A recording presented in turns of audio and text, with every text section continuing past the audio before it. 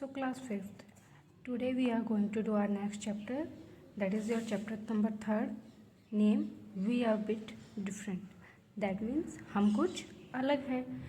So इस chapter में आपको ये बताया गया है कि जो ब्लाइंड लोग होते हैं वो कैसे स्टडी करते हैं. दैट मीन्स आप लोगों को, अगर आप लोगों की आंखों पर पट्टी बांध दी जाए और आप लोगों को ये बोल दिया जाए कि कुछ पढ़ो या कुछ लिखो, तो आप बिना देखे ना तो लिख सकते हो और ना ही पढ़ सकते हो. तो ऐसे दुनिया में ऐसे कुछ लोग होते हैं जो अनेबल होते हैं, जिनको दिखाई नहीं देता, तो वो कैसे एजुकेशन लेंगे. उनको एजुकेशन देने के लिए क्या किया गया है, एक अलग तरीके की लिपि बनाई गई, यानी एक अलग तरीके की सिस्टम, एक अलग तरीके की लैंग्वेज बनाएगी ताकि वो लोग भी क्या हो सकें, एजुकेट हो सकें. जो हेलन केलर थी, she is an author, she is an renowned author and she couldn't see. वो ऑथर थी लेकिन वो क्या नहीं कर सकती थी, वो देख नहीं सकती थी. फिर भी उन्होंने एजुकेशन ली, वो एजुकेट हुई और वो एक रिनोन्ड एज ऑथर, उन्होंने अपने आप को एक सफल सक्सेसफुल ऑथर बनाया. तो इस चैप्टर में हम लोग ये देखेंगे कि कैसे आप लोग जो ब्रेन लिपि होती है वो कैसे लोगों को, यानी अनेबल लोगों को एजुकेट करती है. सो आप लोग देखते हो कभी भी आप अगर कोई जैसे लाइक एज दिस पेंसिल, अगर आप पेंसिल उसको टच करते हो स्टार्टिंग टू नो एंड, तब आपको इसके स्ट्रक्चर से फील होता है कि दैट इज़ अ पेंसिल. जब इरेज़र के शेप से आपको पता चलता है कि दैट इज़ पेंसिल इरेज़र, अगर आपकी आंखों पर क्या हो, ब्लाइंड फोल्ड हो, आपको क्या होता है कि एक सेंसेशन, एक फीलिंग से पता चलता है कि ये चीज़ ये है. आप उसकी प्रॉपर डिस्क्रिप्शन दे सकते हो. लेकिन अगर आपको दिखाई देता है तो आप उससे भी ज़्यादा बेटर बता सकते हो.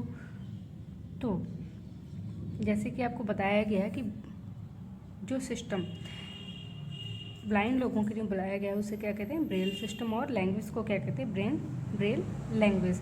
इसमें क्या होता है कि अल्फ़ाबेट थोड़े उभरे हुए होते हैं, यानी जब आप उन अल्फ़ाबेट को टच करोगे तो आप अल्फ़ाबेट को फिंगर से या किसी भी फिंगर से, अपने थंब से टच करके ये देख सकते हो कि ये कौन सा अल्फ़ाबेट है. सो इन द नेक्स्ट आप लोगों को बताया गया है कि ए की शेप ब्रेल लिपि में कैसी होती है, बी की शेप कैसी होती है, सी की शेप कैसी होती है. सी की शेप में क्या है कि ये डबल डॉट्स है ये ज़्यादा उभरे हुए होते हैं, और ये दो आप जो 4 छोटे डॉट देख रहे हो ये बिल्कुल ही नीचे के दबे हुए होते हैं, ताकि लोगों को ये पता चल जाए कि ये क्या है, सी है, ये क्या है, डी है, ये क्या है, ई, ये एफ, ये जी. इस तरीके से अलग अलग साइंस हैं. So in braille system there are raise dot of every alphabet point. हर अल्फ़ाबेट पॉइंट के क्या होते हैं, जो पॉइंट्स होते हैं, जो डॉट्स होते हैं वो उभरे हुए, रेज यानी उभरे हुए, यानी ऊपर की ओर उठे हुए होते हैं. जैसे कि एक cardboard is placed on wooden slate. एक कार्डबोर्ड को क्या रखा जाता है, एक वुडन स्लेट पे रखा जाता है, specially designed scale on which group of 6 dot. इसमें कितने डॉट्स होते हैं, 6 dot, 2, 4 and 6. Whichever alphabet is to be written on the paper cardboard according to the dot is pierced with a pointed pen like device. यानी जो ये stylus होता है that is a device.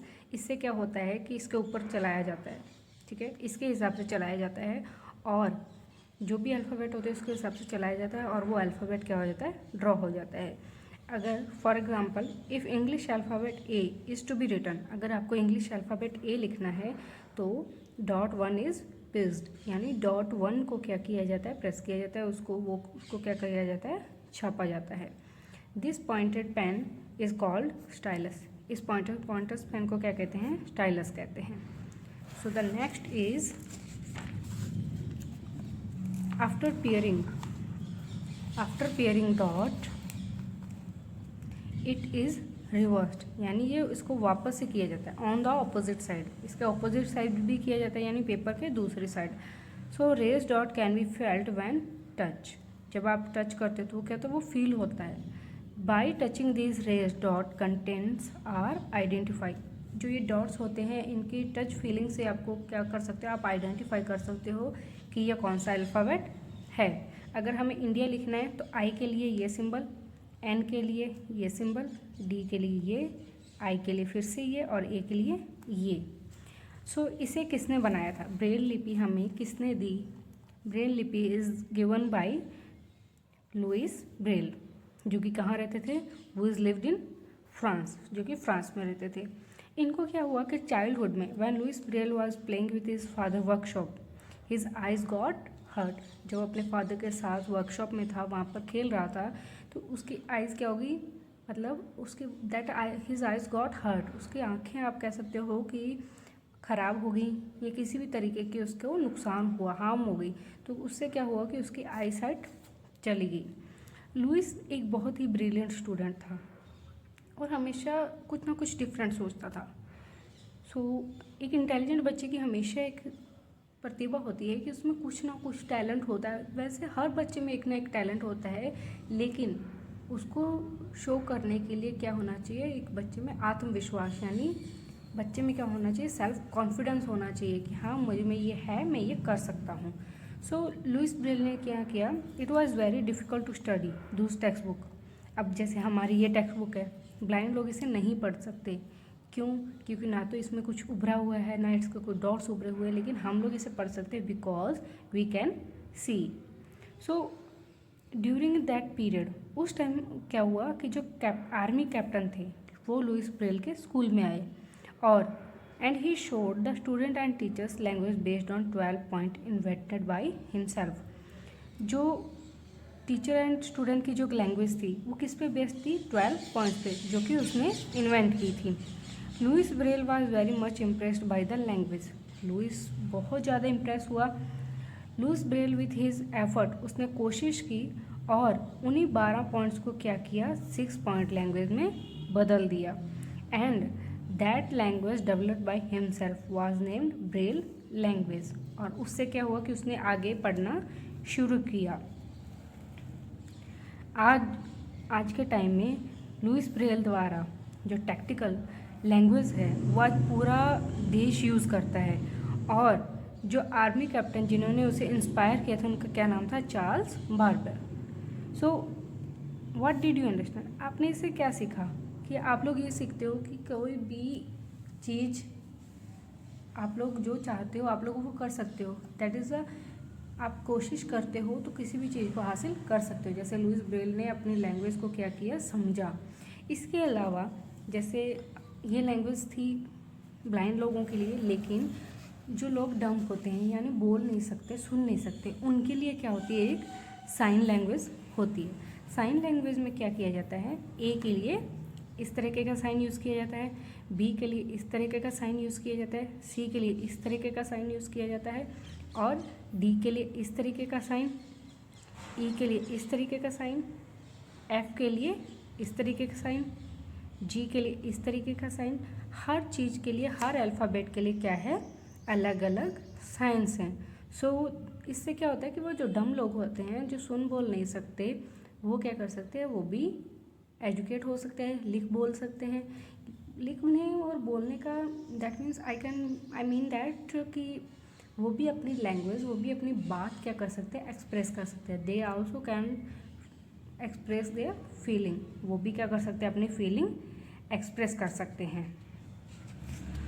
तो इसके बाद कुछ ऐसी डिजीज़ होती हैं, ठीक है, that disease needs a particular types of physical exercise.